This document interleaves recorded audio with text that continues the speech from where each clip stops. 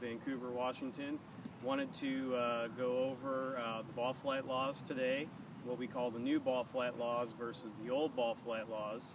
And what I have here is I have some sticks on the ground, and I also have what we call a target rod that's actually just in the distance about 10 yards from the ball I'm going to hit that's on my target line.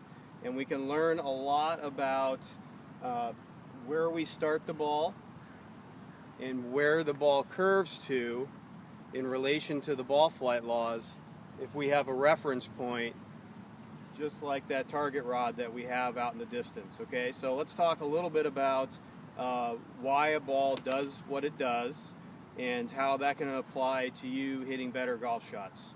So number one would be that in order to get a ball started in the correct direction relative to the target rod, we want to look at this like a 3-lane highway. Okay, so the middle lane would be your target line, the right-hand lane or the slow lane would be to the right of the target if you're a right-handed golfer, and the left lane or the fast lane would obviously be to the left of the target.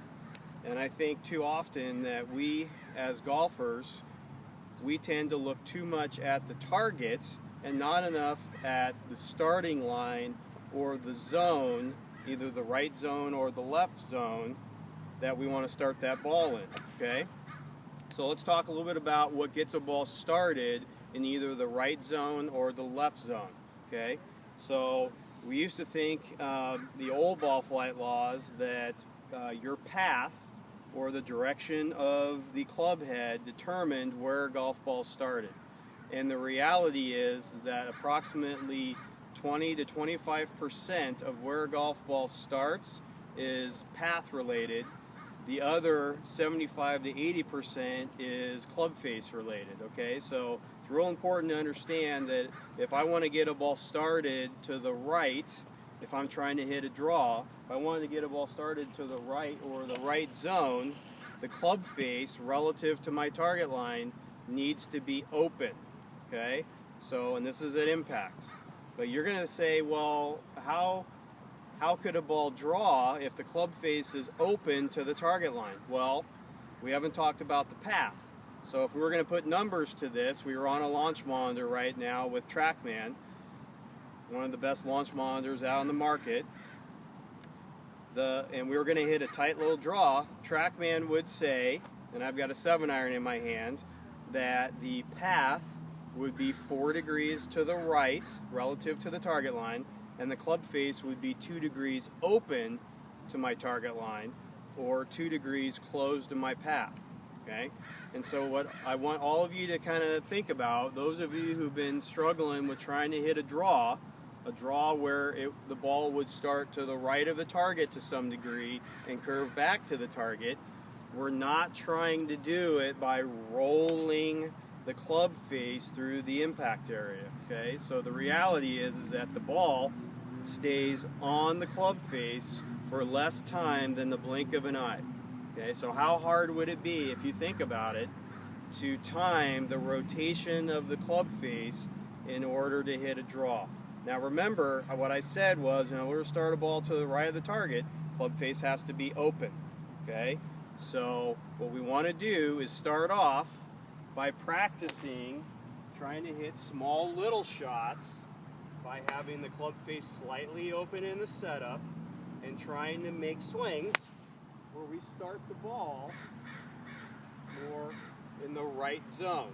Okay, now that ball went pretty straight, but it started to the right, so it was a straight push.